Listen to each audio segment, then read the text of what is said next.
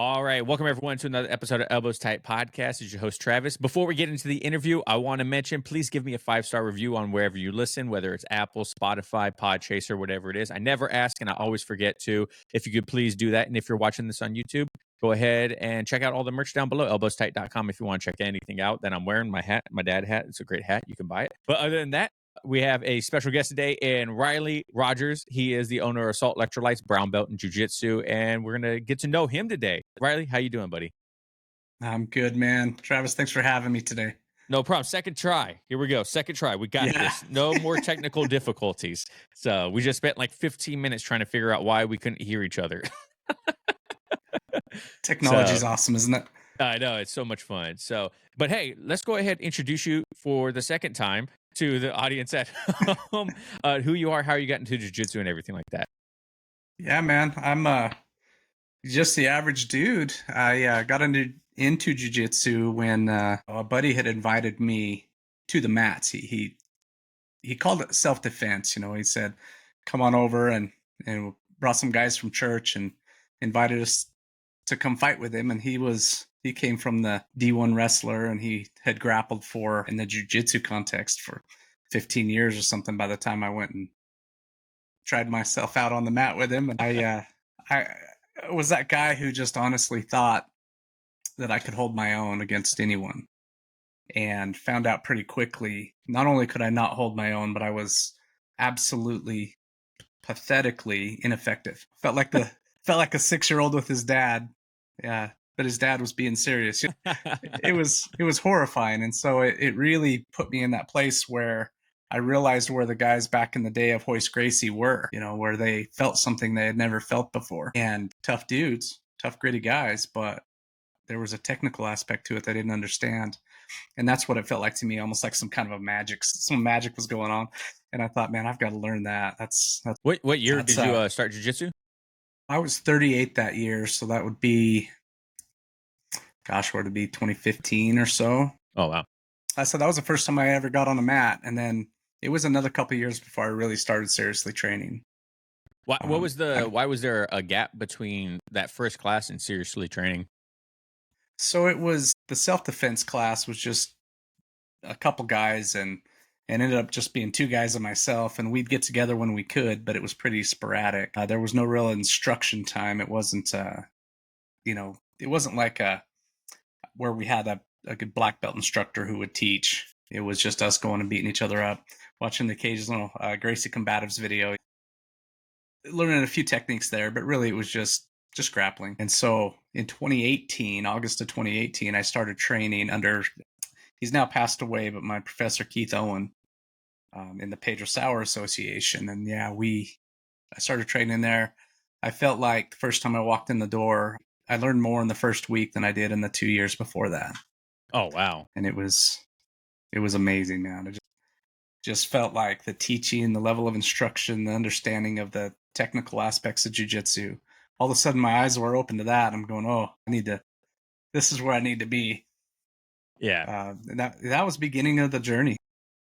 What were you looking for? What made you decide on your academy when you first walked in there? Was it like, did you try other ones, or was there just like you walked in, you're like, this is it, just something tells me this is the one?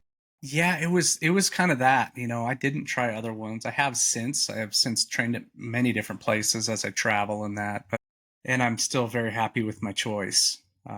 Yeah, it was something about just the technical effortlessness of the. I don't know if you've ever seen how Pedro Sauer teaches, but his whole premise is, how do we do this until we're 90? And Keith Owen brought that along with him, and so there was a level of understanding of where the leverage comes from and where the exact angle someone needs to be, so you can do jiu-jitsu at a much lower level of effort. And to me, that was appealing, because I'm coming into this at the time 41 years old as a white belt, and I've got all these young dudes that are white belts, and I'm like, if I'm grappling at this pace for another 5 years, I'll be done. It's just too heavy duty rolling with these new guys. But when I'd roll with the higher belts, they would just so effortlessly tune me up. I was like, yeah, I think I need to learn jiu-jitsu that way. Yeah, And Brandon McCaffrey, you know, obviously big name in jiu-jitsu and yeah, everything like that. I remember seeing a piece of content from him. I don't know, it was maybe a couple years ago, 2 years ago or so. But he talked about how when he rolls with someone new and they're going really hard, a lot of people will say he'll match their energy. And he said, I don't do that. He's like, what I do is I mm, stay as calm as possible and show them the exact opposite of just yeah, dominating them by just being as calm as possible and as like suffocating as possible to show them that this is how jujitsu works is by learning to control your body, not going super sporadic like that. yeah, yeah, man. Anytime I can beat someone and keep my heart rate under 120, I'm happy with that.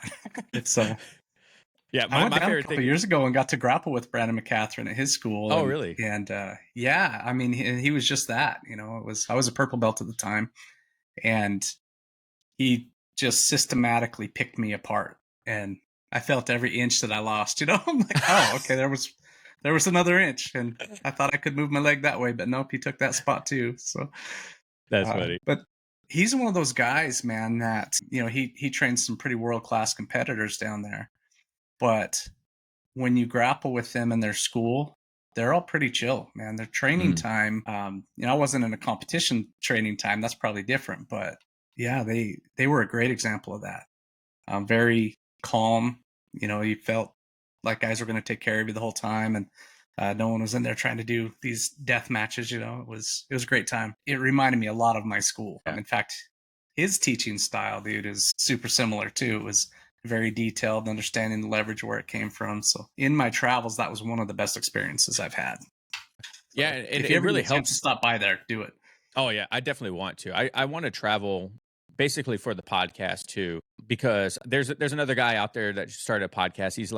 He owns like a videography company. His name is Combat Combatives or Combat. I think it's Combat Combatives podcast if I remember correctly. It's he's over on Instagram, but he travels around and interviews people like in person. And I'm like, bro, if I could do that, I totally would. That way I could drop into an academy, train with them, get some video of that, and then also do a podcast with them. I would love that.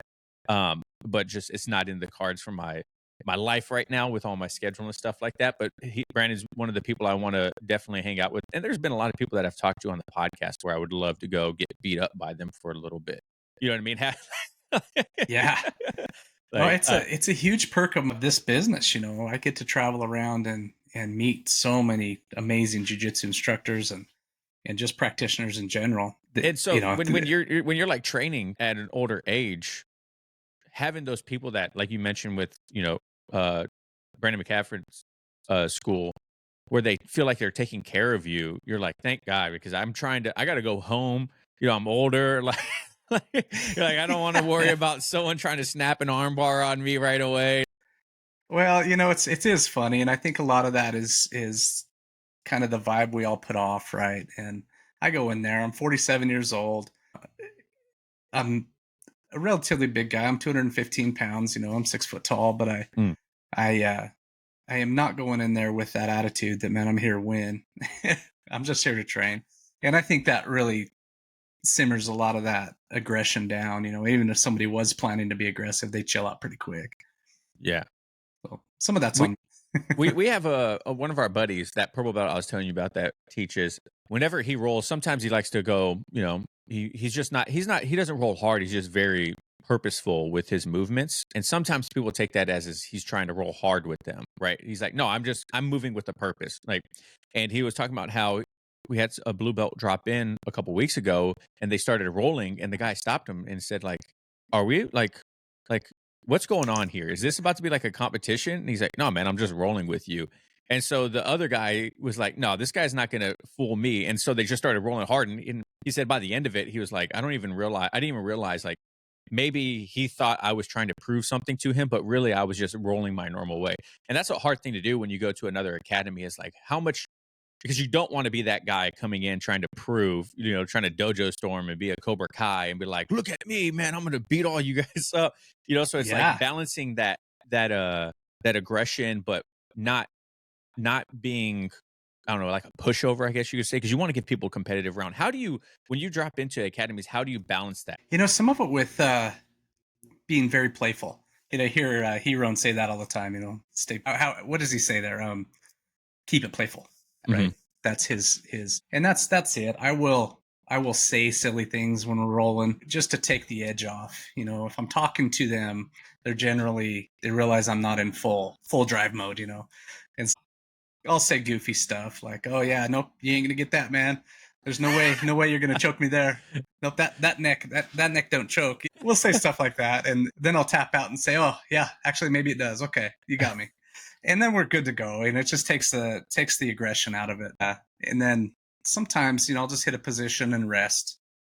You know, maybe I'll hook up a Kimura and get it locked up, and instead of taking it to its end range, I'll just sit.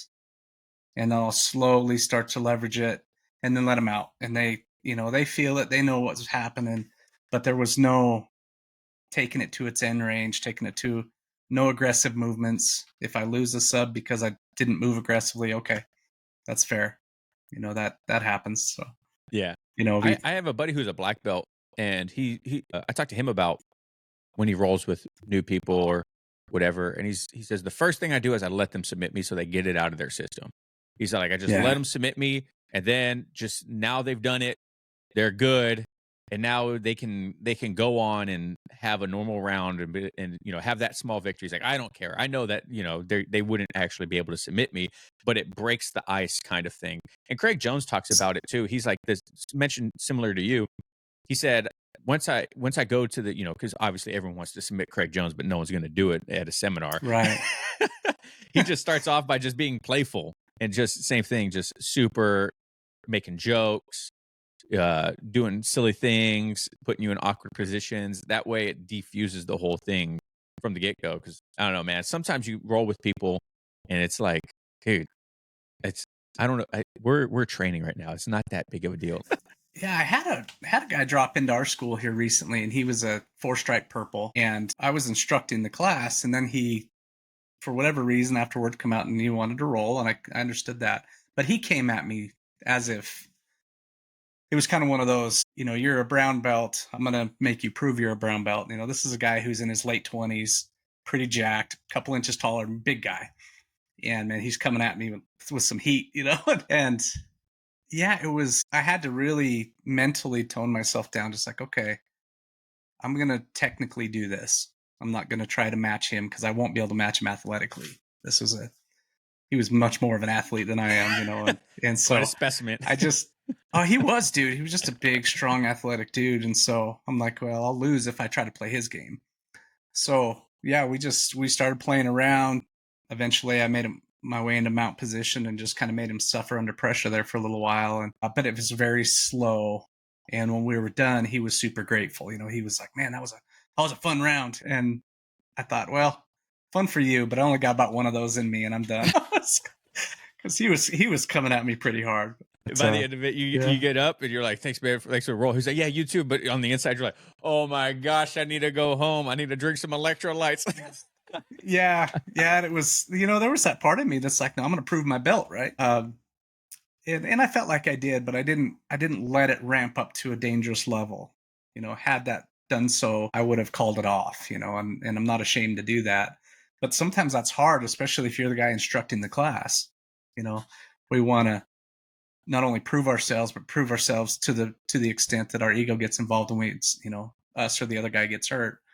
And it's not worth it, man. It's not worth it at all. My ego's not that important. So yeah, you bring up an important thing about proving your belts, because I feel like, especially when you first get your blue belt, you have this mindset that like, okay, now I can never let someone below me or submit me again, right? Like, but a 4-stripe blue belt or a 4-stripe white belt and a blue belt are pretty much the same thing. You know what I mean? Like, just because you put a new blue belt on doesn't mean that you're not the same person you were with that 4-stripe white belt on, right? So, and if someone's giving you a hard time as that was a white belt before, they're most likely going to give you a hard time until, you know, you just start ramping up and learning more. And people can sometimes put like these unrealistic expectations of like, now I'm a blue belt, now I'm a purple belt, now I'm a brown belt, whatever, and no one below me is supposed to submit me or give me that hard of a role anymore. Was that something you ever like struggled with when you were going through your journey so far?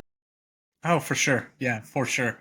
That's and I knew it. I think we all know it. You know, the day you get promoted to blue belt, yeah, those guys they were giving you trouble yesterday. They're still going to give you trouble tomorrow. We don't progress that fast, right? It's not like Right. that belt. People say belts don't mean anything, and I think they do mean something, but they're not some magic pill that makes, you tie this thing around your waist, all of a sudden you have these superpowers you didn't have before. It doesn't work that way at all. And I sit and I think about what it means now I'm on the deep end of brown belt. And man, I went, I don't know, 3 years not getting caught by a blue belt. But then here about 6 months ago, I got caught by a white belt and a blue belt in the same week. And I had to go, well, yeah, I'm a human being too, just like they are, and they catch me. And then if they do jujitsu the way jujitsu should be done, they'll still get a higher belt. And if we think about it that way, then we can congratulate them for doing it correctly rather than feeling like we, did some bad thing. It works. Even if a white belt does it right, he still can catch a black belt. It happens that way. And I think you bring up something very important there too, because I talk about this with white belts or junior blue belts that I roll with, because I'm on the upper end of blue belt now too, and I've been a blue belt Mm-hmm. for almost my entire journey. I've been a blue belt. But so I tell people all the time, I'm like, hey, like if you submit me or you submit a higher belt, you still submitted them. It doesn't matter if they let you, because at the end of the day, you still have to do something right in order to get that submission. I feed people things all the time that never catch on to what I'm feeding them and never go for the submission. So if you catch on to that, good for you. That's good. Like Yeah, I man. was feeding it to you. You caught on to it. And like, yeah, I let you in a sense, but you still have to have the knowledge. You still have to have the progression of your journey to understand that was there. So it's a win for you. Like, and maybe I was trying something. I was trying just the other day. I got submitted by a white belt dude. We were rolling, and we started off with from the gift wrap, and so I was like, okay, I saw this bow and we were going over bow and arrows too. I was like, I saw this bow and arrow escape. I'm gonna let him get a bow and arrow, and I'm just gonna try to escape it. And he pulled off something on me that I wasn't expecting, and I was like, "No, dude, you got me! Like that was Oh yeah. 100% legit." And I left, and my throat hurt so bad after that. I was like, Yeah. "Damn, he got me really good." But that's a victory for him, and he should take that as a victory for him. And like you said, like it's not a loss for me, because congratulations to you for doing that. You know what I mean? And I think Yeah. I think everyone in their journey should look at it more of that way, instead of like, dang it, man, I got caught again. Like, no, good. If it's a lower belt, good for you, man. Like you're learning, you're doing good. Keep doing that. You know what I mean? Oh, that's it, man. When one of my students will catch me in something that I just taught them, one of my guys that I grappled with almost my entire journey, he's come up. He's a in the later end of his purple belt now. He caught me in a crucifix, and I've spent the last 6 months on crucifix position. That's just been my focus personally as a grappler. Is learning that and in making that part of my game. Well, man, he was in my class a few weeks ago and caught me in exactly the thing I taught him that night. And it was Yeah. a legit catch, man. He had me tied up, and I was trying to get out, and he ended up tapping me with the Kimura, and I was happy, man. My feelings were hurt maybe a little, but I was going, dude. I mean, we're humans. It's not gonna. Yeah, yeah. It was one of those where I was so proud of him because he took what I taught and ran with it. Caught me technically. It was beautiful.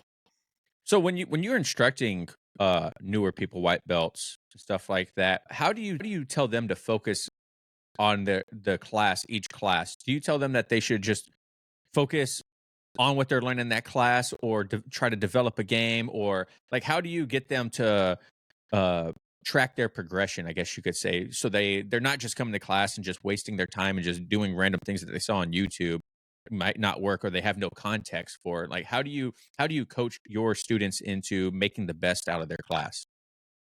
So my school is, I don't know that I'd say unique because it's definitely not unique, but we have a curriculum all the way through black belt, and it touches on really almost every position within the jiu-jitsu game somewhere in that curriculum. And so as we're going through that, we focus on those, and many of the classes I teach are curriculum classes. And so I'll go in and run them through a specific drill, and it has certain moves in it, and then we can talk about, depending on their belt level. You asked about, white belts.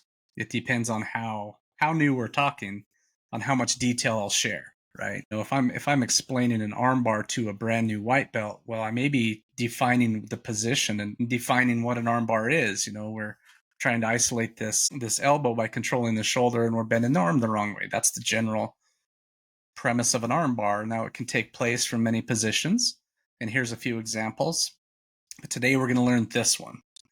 And then we'll be talking about, how we position our legs across a guy's chest and across his head, what our feet are doing, what our knees are doing, and how do we, as we've all felt, how do we pull someone's arm up between our legs and not roll ourselves over in the pills, Right. And that's a common problem. And so, what are these kind of details? And then if I'm dealing with blue belts, I'll have a whole level of detail I'll share. And then if it's purples and browns, then we're into a whole different, then we're dealing with transitions and intricate details on, which way do I point my pinky toe? This kind of real small details with the more experienced people. Do you prepare each class beforehand? Like, you see the curriculum of the day. How far in advance because there's a lot of people that coach that listen to this podcast. How far in advance are you preparing yourself for that class to make sure that you have an answer, not an answer for everything, but you know what I mean? Like you're pretty well covered to teach the class. I spend if I'm going to teach an hour class, I will generally spend 2 to 3 hours in preparation for that. I don't own my school. I'm just an instructor there, but I feel people are paying a premium to be there, and I want to bring some fire to them. I want to bring some, because there's a lot more to teaching than there is just knowing jiu-jitsu. It's how do I make it flow from one step to another? How do I look at what the students are doing and see where they're struggling and then add that in? What are the details that matter? And is there anything here I really don't understand and I need to ask someone else before I get there? Right. There's always something there where I'll find that's, I don't really understand this detail necessarily. What are we trying to achieve here? And then you asked about if they ask a question that I don't know the answer to, which does happen often. I will note that and go find the answer and then come back to that student. Yeah, that's pretty cool because I feel like when I've coached a couple jiu-jitsu classes, and probably the biggest fear that I've had is not having an answer for something and then looking like a fraud, kind of, in a sense. You know what I mean? And I don't have all the answers, and that's the hard part about coaching to me at blue belt, is because my knowledge is, my foundation of jiu-jitsu is very limited as well, right? But I'm not teaching advanced classes. I was only teaching like the introduction class or what are the beginners class or whatever. Sure. And I was always worried. I was like, I got to make sure I have as much knowledge as possible about these positions. Because same thing, if I'm the first introduction to jujitsu that they have, I don't want to be the reason that they don't train. You know what I mean? Like For real, yeah. I want to make sure that, like, if they show up, they're like, man, this guy makes it easy to understand. He can break it down for me and make it consumable. And I can't wait until next class to come back and learn again. And that's a hard pill to swallow, is you're not going to have all the answers. You might look like a fraud sometimes, but like you said, like, find the answer and take it back to them and answer their question, because you're going to build that rapport. You're going to build that confidence in them, knowing that, oh, this guy does know what he's talking about, because you're your own worst critic. You know what I mean? Like, you're thinking about things. Go ahead. I saw that in my instructor. He was a 4th degree black belt under Pedro Sauer. And I remember a day when someone had asked a question and he was looking at it and just analyzing it. And he seemed like he could just pull stuff out of the air. But that day, he said, you know what? I'm going to call Master Sauer tomorrow and we're going to talk about this and see what he has to say. And then 3 days later, he came back with an answer, man. And I thought, okay, 4th degree black belt. I think I was a blue belt at the time. If he doesn't know it all, then that means I don't have to know it all. I can go find the answer, man. It's okay. It still feels that way. I still feel like a fraud, like you said, sometimes when I don't know the answer, because I feel like I desire to know, but you don't always know. It's just, I've been a businessman long enough where I know there's no area of life where I know it all. So it's. Yeah, and having that humility to say that is big too. How did you develop yourself as a jiu-jitsu coach from the time you started coaching to even like beyond of where you are now? Man, that's a good question. I came into coaching very reluctantly. So I told you my instructor passed away. I don't know if you're familiar with Keith Owen. Do you know that name? I know the name. I can't put a face to it right now, though. Yeah. Well, he he had asked me as a late blue belt if I ever wanted to teach occasionally, and like you did, the intro classes or teach white belts once in a while. And I just always told him no. I said, this is my hobby. I don't want to confuse it or, get work. I don't want it to ever feel like work. It's just fun for me. But then one day I was a purple belt, and he would go on vacation periodically, and I was pretty consistent in the daytime classes. And so I would substitute for him when he would leave. And that's where I first started kind of developing, how I would teach, and kind of, it was difficult, man, because, I go in there like you're talking, I don't, there might be other purple belts or even brown or black belts coming to the class. And yet I'm the dude, early purple belt, who's supposed to be teaching this. And so I would defer to the upper belts a lot. They would be there, and I would say, this is what I'm showing you today. This is what we're working on. And then I would just open the floor to them. If you guys have anything else to add to this, please do. Well, over time, I was able to kind of incorporate some of the details they would add into my own teaching. And yeah, it sort of started to blossom from there. But again, I was only doing it as a substitute a few times a year, so I didn't really get to develop it deeply. But then one day, it was a couple of years ago, it was February, he went down to Brazil on a vacation, and I was substituting from him there, and he didn't come home. That's when he passed away, was down there.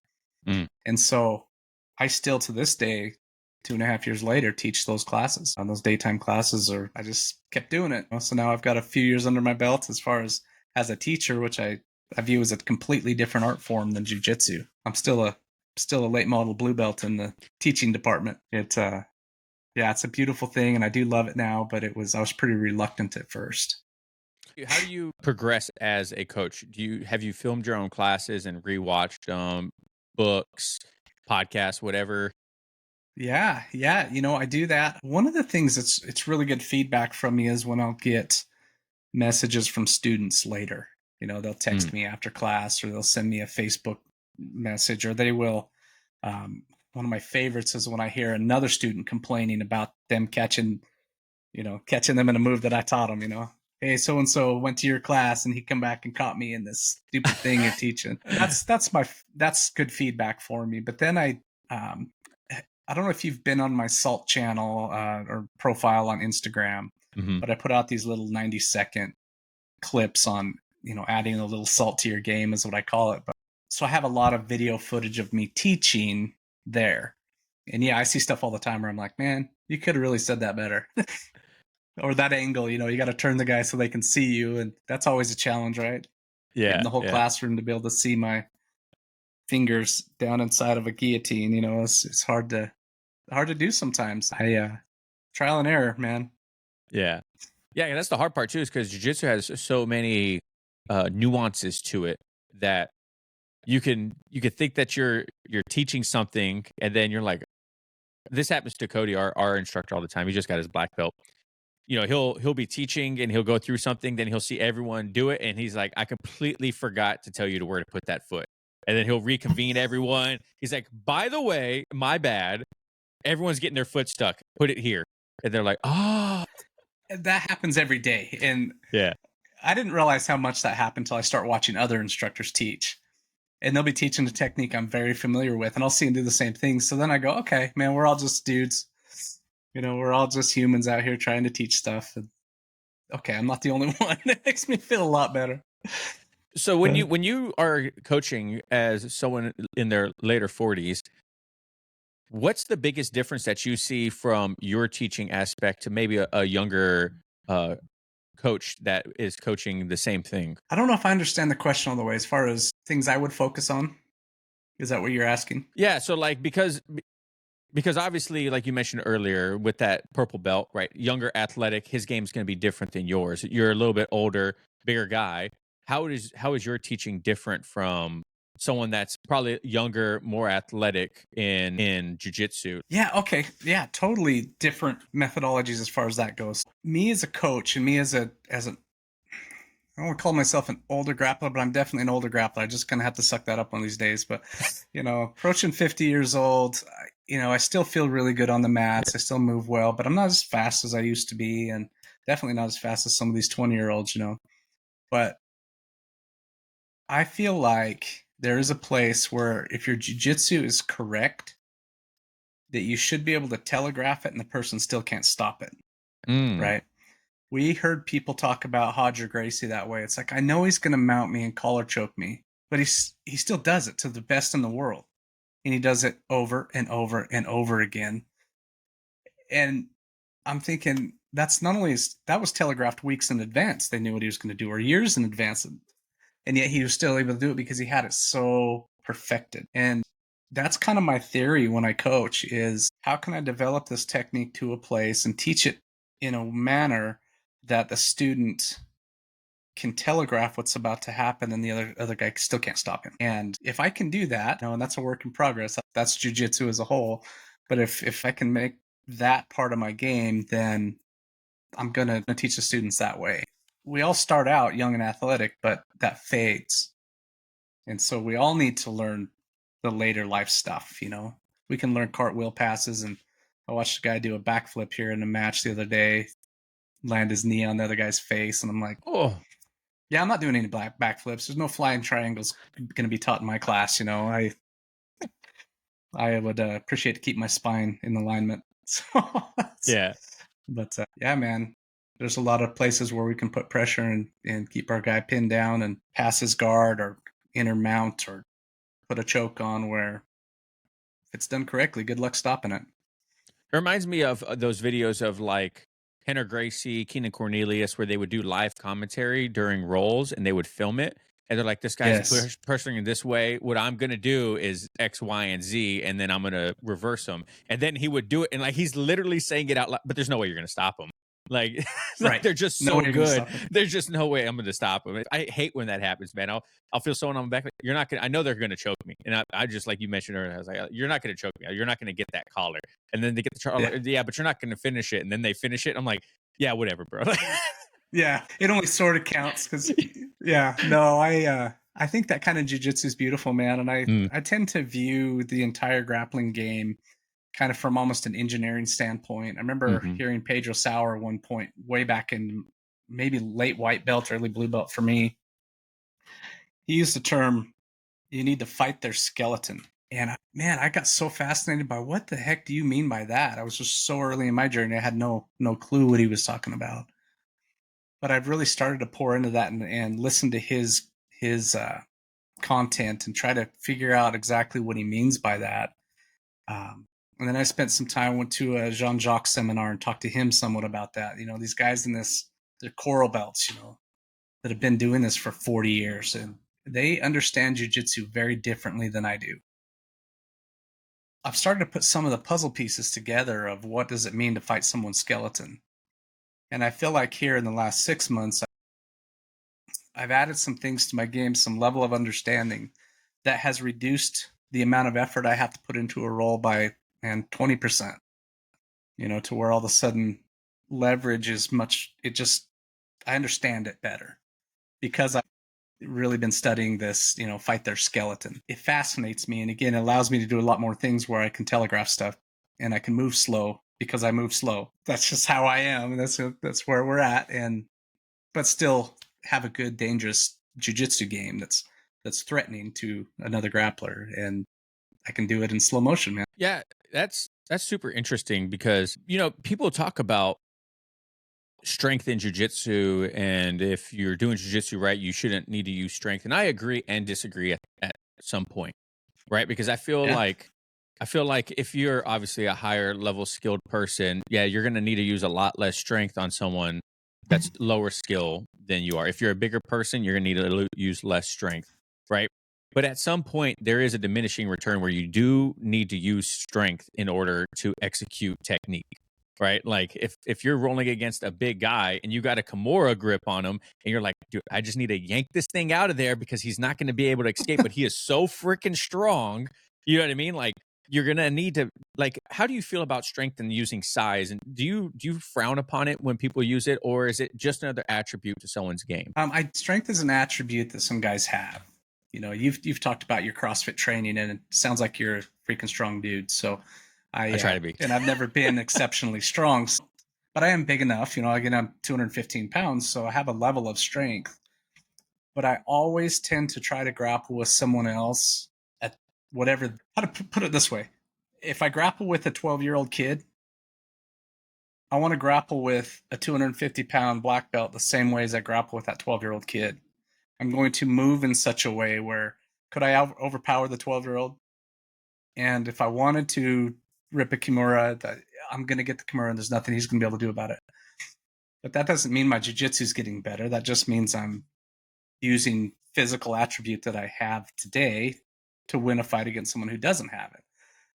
Now, do we need to use strength? 100%. You know, there is no such thing as zero strength, right? So somewhere on that spectrum, we're going to have to use some. You know, I view it like this, Travis. We're both burning fuel tanks, right?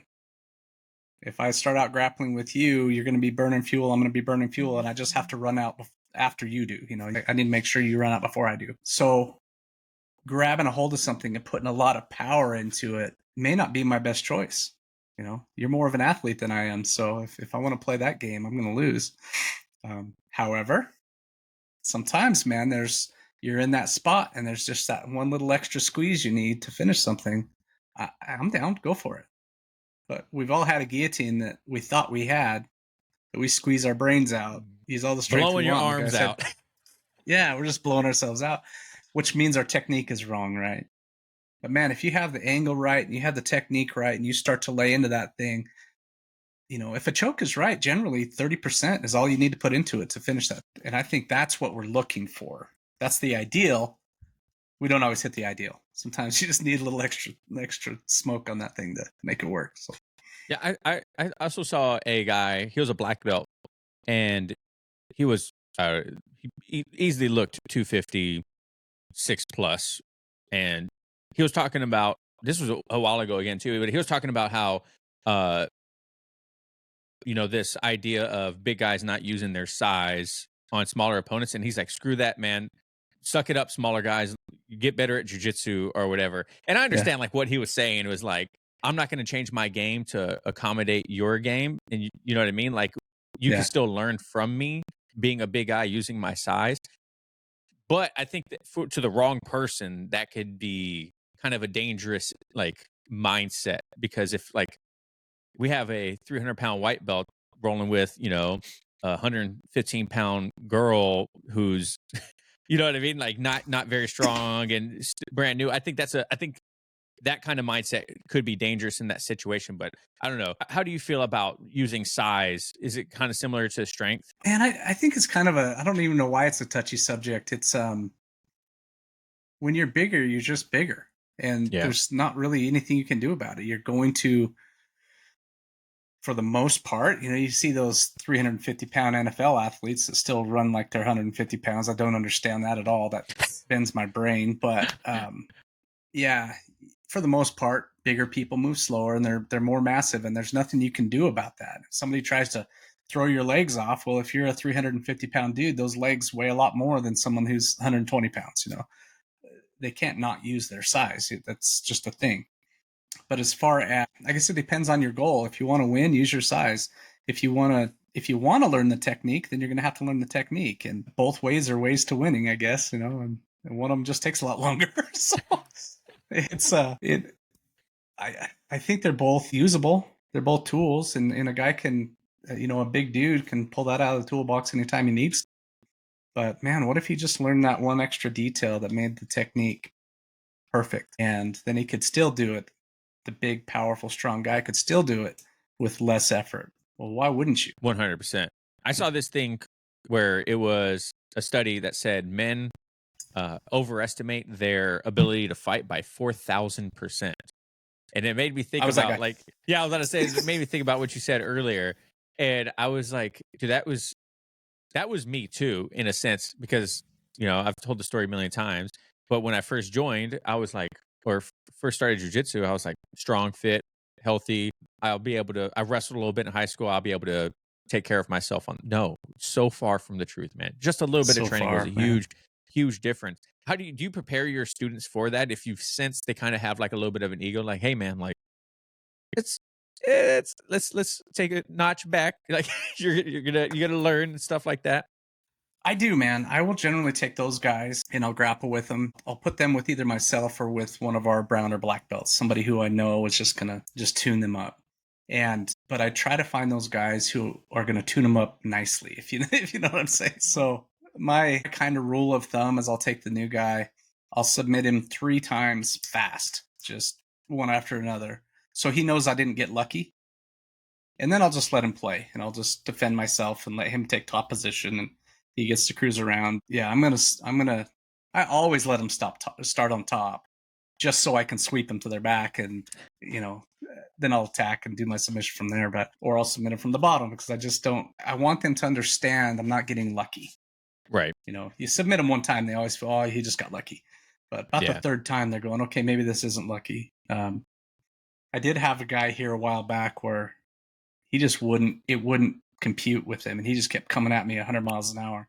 So I submitted him 9 times in a 3-minute round, man. It was just Wow. bam, bam, bam, bam, bam. And finally, he laid there on the mat. He says, I'm done. And I said, well, listen, man, let's have a talk. So we talked about this, and he just, his mind was blown. I kind of wonder if I overdid it. The dude's still around, so I guess maybe not. But it was, like I said, it was just rapid fire at that point where normally I'll just go 3 and then let him work. Not that time. He was still trying to kill me.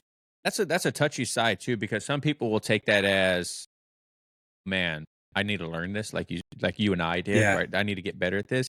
And then some people will take it as, I will never ever do this again. I can't believe how bad I got my butt kicked. I'm not even going to mention I did this to any of my friends.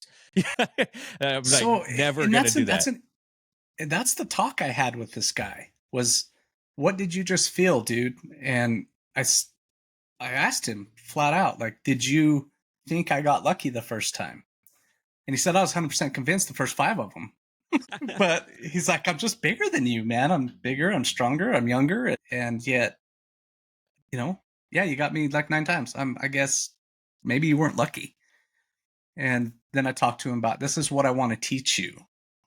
You're correct. I was not lucky. And um, when I submit a new student, I will never pull them to an end range. I will control them to a point where they can't move, with it most of the way extended, and then leave it there. And as they struggle with, they're locked up into an armbar or a kimura or a choke, I let them understand what tapping to control means. Because I myself, I don't ever tap to end range anything. I tap to the control. If somebody's got me tied up, that's what I'm tapping to, because I don't want the joint damage, Mm. And from the day they start in my classes, that's what I'm teaching them, is we tap to control. And that's where I took you, was right to that level where you could not escape it, and no more. I don't want pressure on their joints either, not repeatedly. Yeah, Mike Bidwell talks about that from BJJ After 40. He just came out with his book too, the Survivalist Guide to Jiu-Jitsu or something like that, his book. And he talks a lot Yeah. about that. He says, in order to train for longevity, you have to most of the time tap early. Don't tap to the end range of motion. Don't let someone go to all the way to the breaking point of a joint or to the end range of a joint, because over time it's just Right. gonna freaking beat you down. And like you mentioned too, like you're gonna feel like a ton of bricks after every class, and your body's gonna deteriorate much faster. And people, it's hard to tell 20-year-olds that, especially looking back at my 20-year-old self. It's hard to tell my 20-year-old self, like, tap early.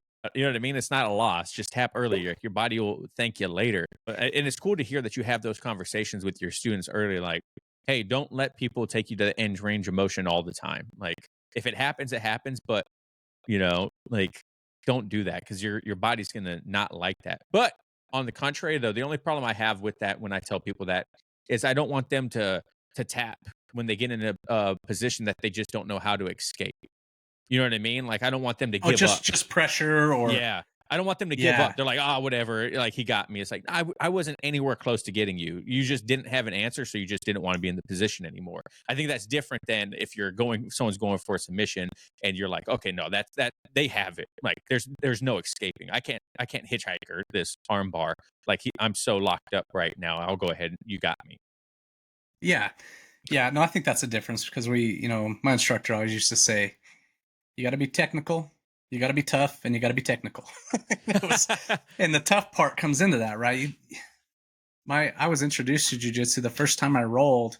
I had this 260-pound dude kneeling on my face, and I had a shin bone going across my eye, and I'm thinking, this sucks, man. I wrestled in high school or in elementary school when I was young, and that kind of stuff didn't hurt. I was little, they were little, it just wasn't.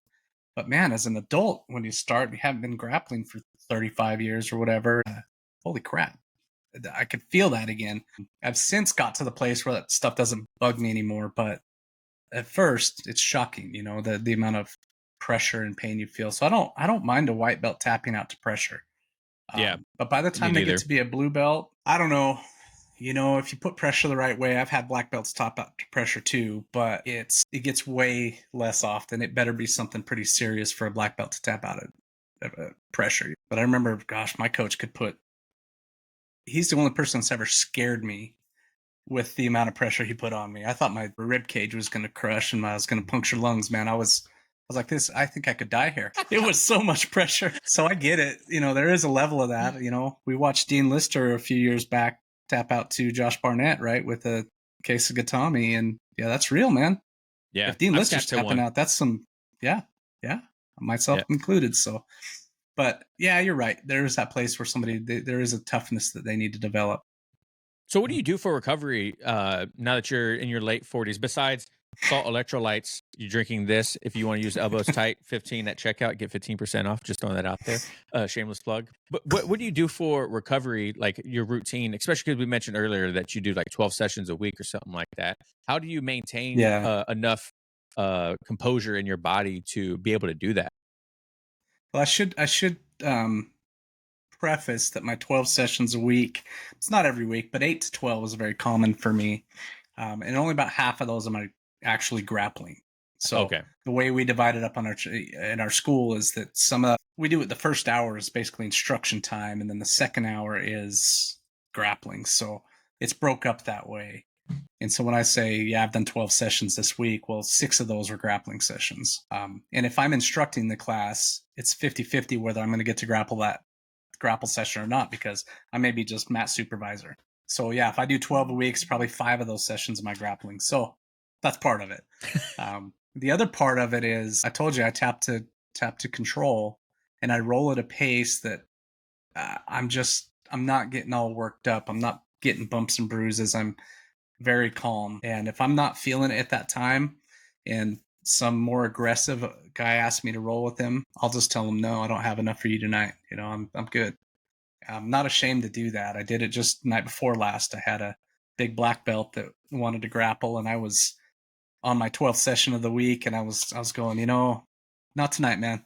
I'm good. And he and I have trained a long time together, so he understands where I'm at on that. He's a younger dude by about 10 or 12 years than I am, so he probably doesn't quite understand where I'm at in that process. But that's a huge part, man. I'm grappling at a pace where I can sustain that for a long period of time. And there are times, we tend to frown upon ducking another opponent, but I don't frown on it. I think it's totally fine. There's times when, I know the grappling partners around the gym, and if I see somebody who's we don't have any super aggressive guys in our gym, but we have definitely more aggressive ones than others. Yeah, I'll just tell them not tonight. It's okay. You'll just start looking the other way. You're like looking up the ceiling, tying your belt a couple times. Well, I don't do that. I'm not that guy, but I will just tell them. I'll just, they'll come over and, hey, you want to get a round in? And I'll just say, no, not tonight, man. I don't have enough left in the tank for you.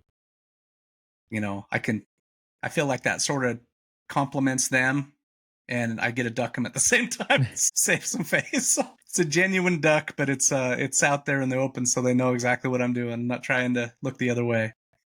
Yeah, I think there's a big misconception when it comes to telling people you don't want to roll with them, because I know as white belts, a lot of them might not have the confidence to say, no, I don't want to roll with you for whatever reason. I don't feel safe with you. You're another white belt.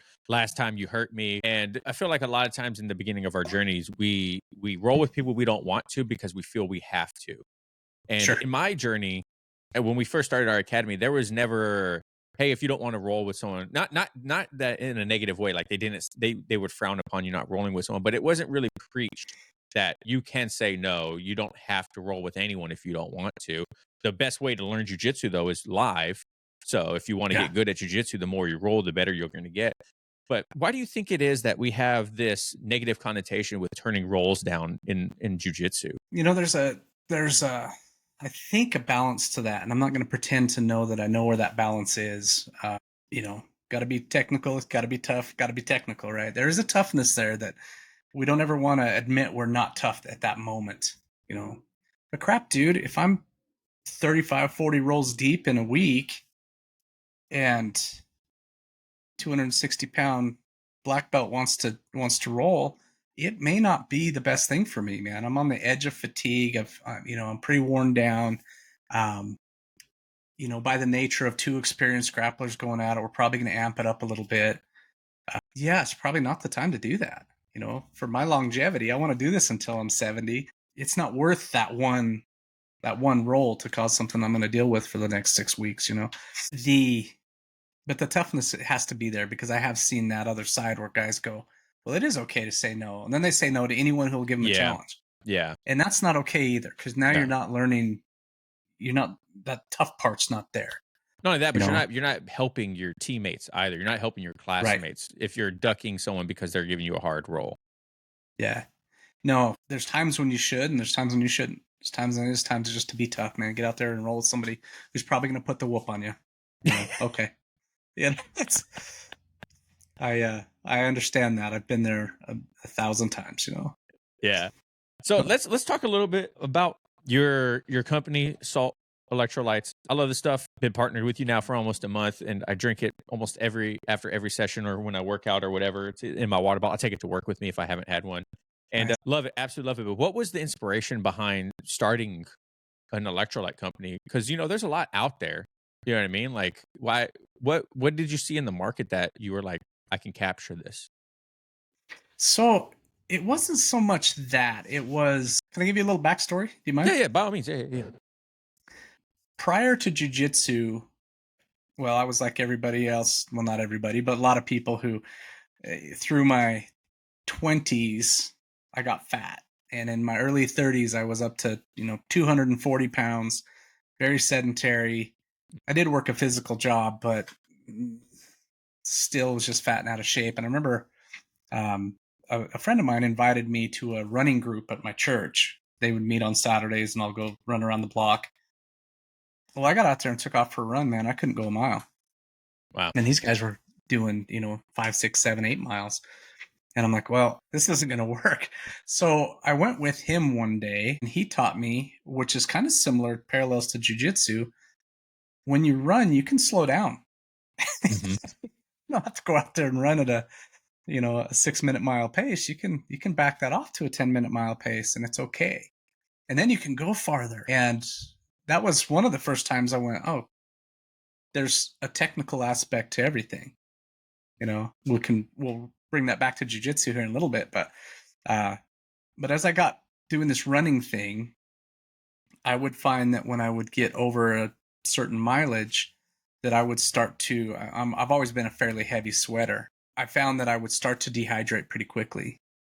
And one day we were on a 12-mile run, and we were just finishing up the kind of peaking for our half marathon training, getting to those last final runs before we tapered off. And I was running along.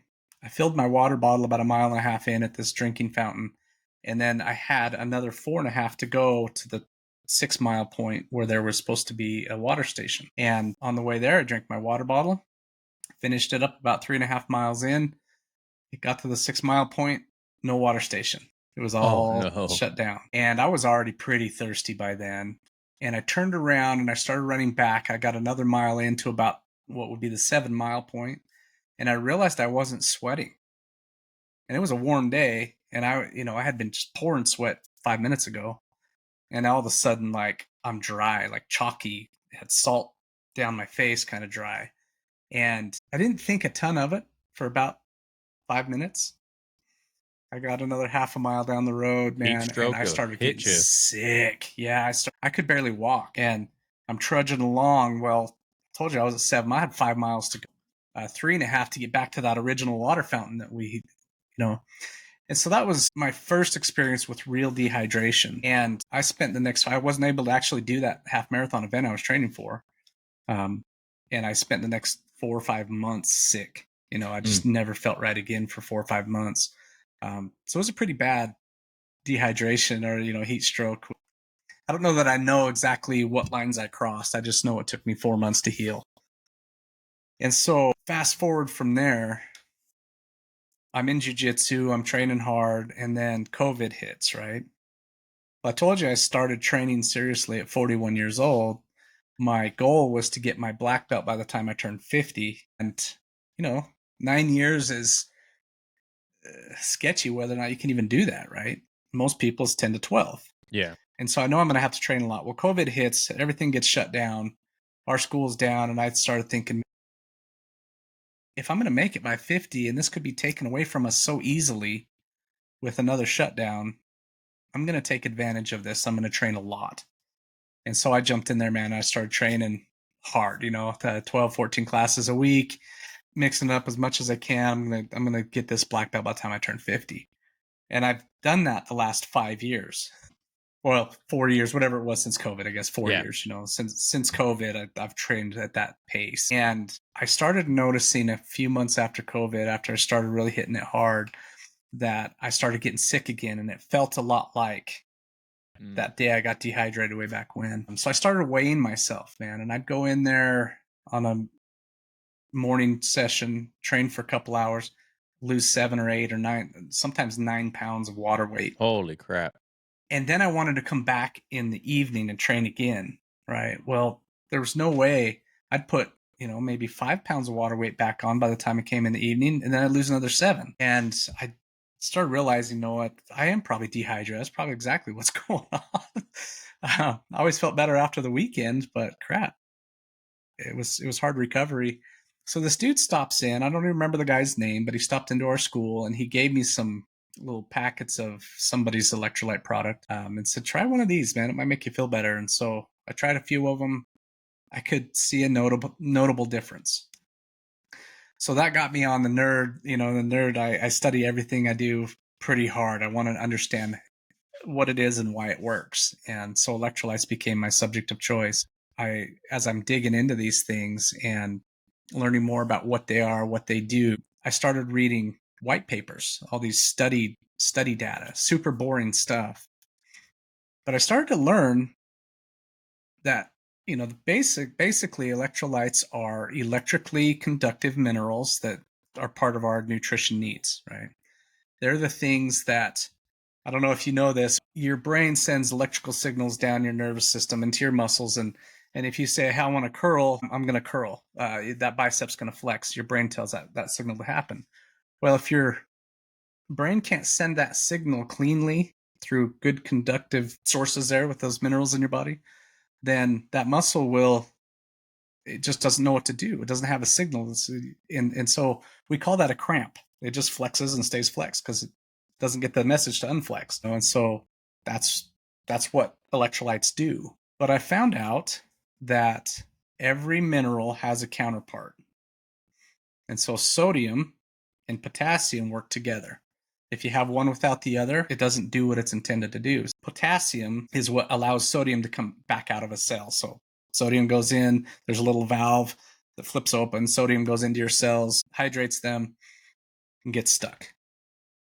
And so then potassium has to come along behind it to open the valve the other way to let it back out. And they call that in and out the sodium potassium pump. So if you've ever had like a big pile of French fries and you walk away and you can't get your wedding ring off, it's because you just loaded up on the sodium and you're retaining water. Back that up with some potassium, that goes away. It'll flow back out now. Good to know. Yeah, so that's how sodium and potassium work together. Well, magnesium and calcium do the same thing. They're buddies, and we call them counterparts in our business, but they work more in your muscles and nervous system, but they act that way. And one without the other it's a deficiency in one, and if you drink one, say in a drink like ours, and you get magnesium, but you don't get the calcium with it, then it has to pull that calcium from somewhere else where it's already in use, right? Maybe from your bones. And so there could be some problems that happen there. And so in our mix, we buddied those two up, calcium, magnesium. But then in the kind of by mistake, as I was doing all this research, we found out that somewhere like 96 to 97% of athletes are pretty severely iodine deficient, and it causes some problems with thyroids and other health issues, fatigue, and all the stuff that comes along with thyroid issues, right? And so I thought, well, I want to have some iodine in there. If that's the case, we should have iodine in there.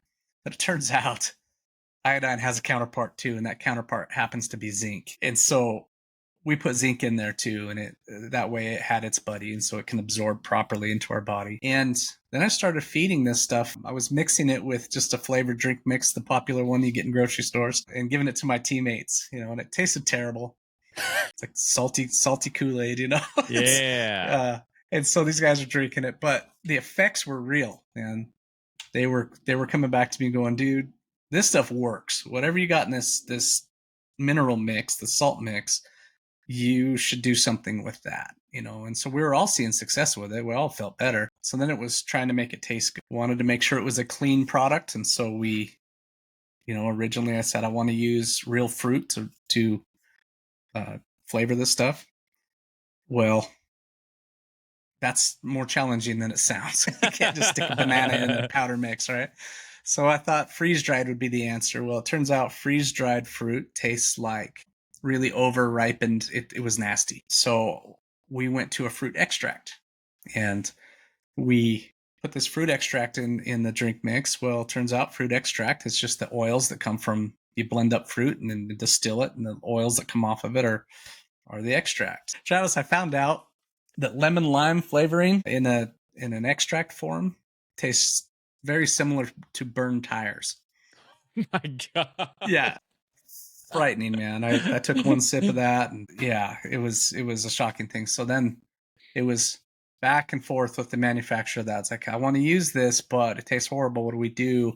And so then it becomes mixing, acids and sweetener and the extract and some bitters and getting everything back to where it tastes like the fruit. And we were able to achieve that, but it took me 2.5 years mixes and taking them to my teammates and having them try some pretty nasty stuff and then bringing it, back into the lab. And I say lab as my kitchen table, but sounds cooler when you say that. I said lab a few times, and all my teammates start calling it my meth lab.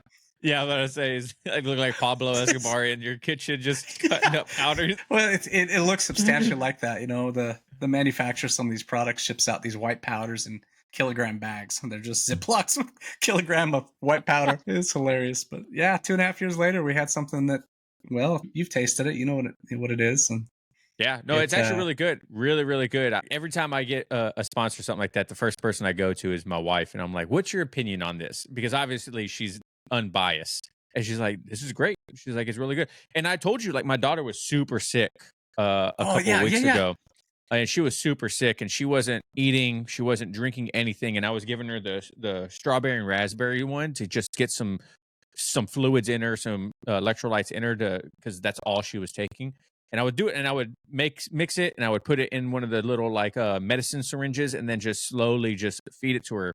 And she loved it, man. It was like, it made me feel so much better knowing that she was getting some nutrients in her. Not a lot, but she was getting something in her system to help fight the sickness. And so even my little kids love it, man. It's been great. I drink it right after I train and stuff like that. I am not a heavy sweater. I have friends that are heavy sweaters, but I have felt that, like you mentioned before, in the middle of class, I got like throbbing headaches, like brain fog, and I'm like, what the hell is going on?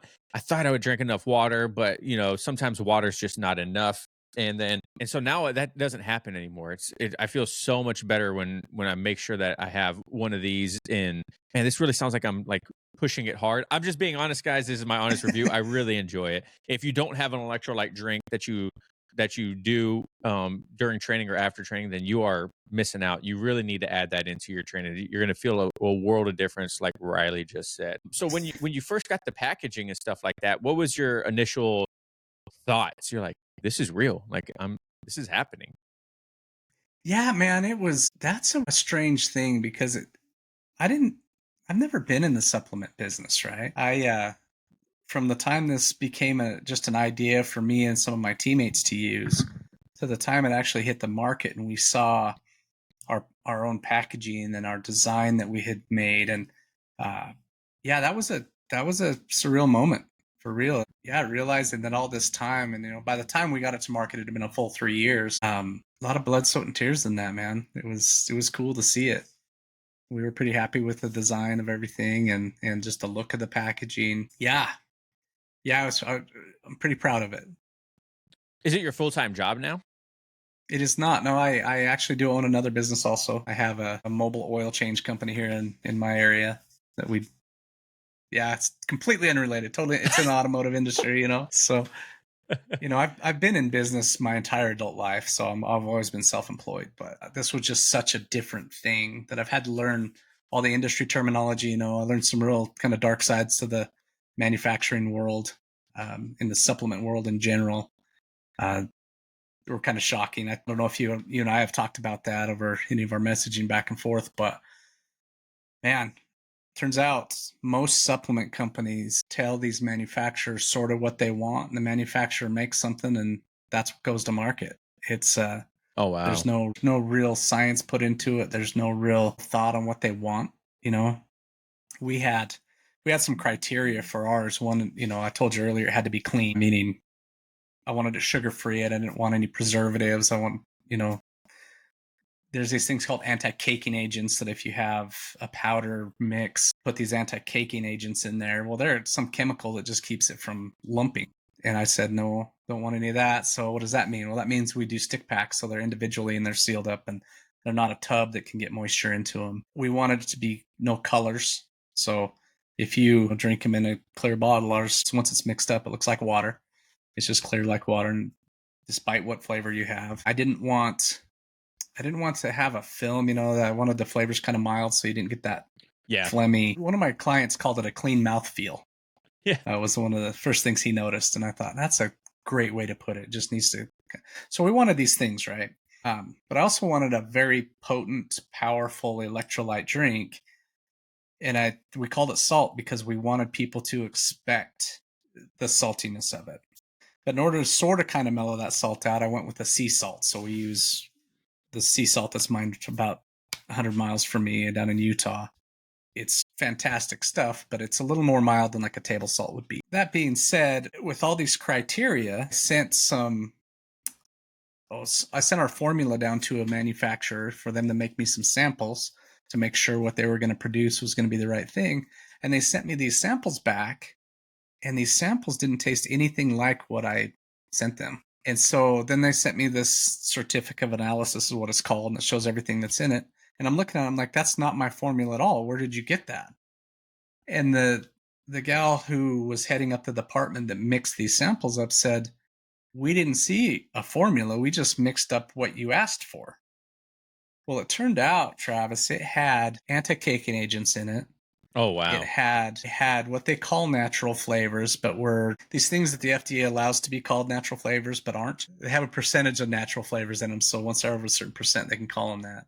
Right. But then they had this thing in there called a salt masker. And it's a proprietary formula. They couldn't tell me what it was, but it tricks your tongue into thinking, like not tasting the saltiness. I enjoy that. Why would you want that in electrolyte drink? Well, yeah, man, I guess I asked him, like, why did you do that? I gave you a formula. Apparently you didn't get it from the other rep that I emailed that thing to. You need to use my formula. This stuff is garbage that you made me, but why did you do it in the first place? She said about 97% of their clientele comes in there asking for them to develop a formula, and then the company leases that formula in order to sell it. And so when you taste products on the market, generally, again in the high 90 percentile, those come from the manufacturer, not from the company selling them. Interesting. So it's a weird side of these products where you'll see them come to market, but the company selling it is not the company who made the formula. And it's just they call up and said, hey, I want an electrolyte drink and I kind of want it to be like this, and that manufacturer will build something that may or may not have good ingredients in it, and that's what goes to market. So creeped me out a little bit.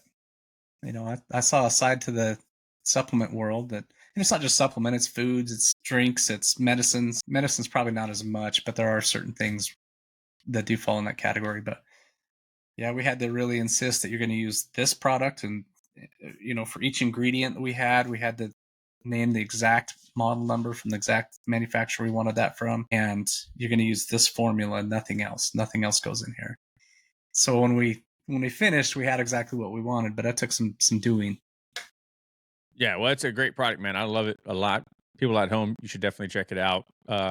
It's great, tastes great, very mild flavor. You don't. It's not like you're overpowered with like whatever the flavor is, which I've definitely had some where it was. I was like, man, like I'm so used to now like the saltiness of an electrolyte drink that I Yeah. prefer that. You know what I mean? Like if I'm having an electrolyte drink, I want it to taste like an I want it to taste like a salt, like a flavored salt. You know what I mean?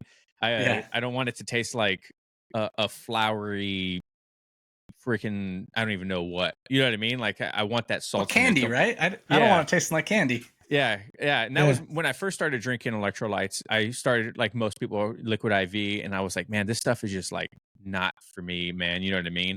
And and so now, like when I look for it, I know what I'm looking for. I want that. I feel like I get like psychosomatically, I feel like I'm more hydrated if it tastes salty. Yeah. Well, that's not just you. That's how your brain works. It understands what it needs. And Yeah, you've heard of hypernatremia. Do you know what that is? I have not. So hyponatremia is when your fluids in your body get diluted. And so we're always going, drink plenty of water. But we discovered that people who eat healthy, so they're not eating a lot of salty processed foods, they drink a lot of water, and they work out, is like the trifecta of dehydration. So you would think drinking a lot of water would fix that, but it doesn't. It Right. actually dilutes those minerals down. And if they get below a certain point, then as we talked about before, your brain cannot send signals to the rest of your body. And you've seen those, there's more to it, but you've seen those videos of those marathon runners or Ironman where they can't walk. They're all Yep. like, their body just doesn't work. Partly, there's some other stuff going on there too, but with fatigue and some other proteins build up and stuff. But a lot of that is hyponatremia. Their body is shutting down, and it's way more deadly than dehydration.